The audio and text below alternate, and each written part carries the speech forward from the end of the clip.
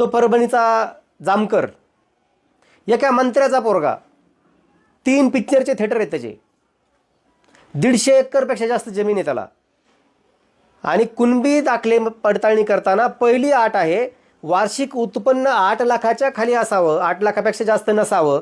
हा पहिला नियम आहे, तरच तो जात पडताळणीमध्ये सक्सेस होतो कुणबीमध्ये, जर कुणबी दाखला हवा असेल तर.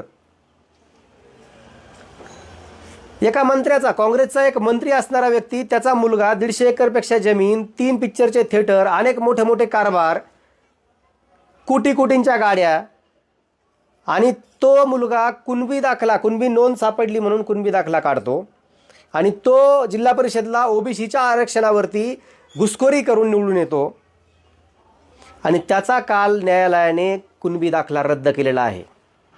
हा बोगस नाही आहे का?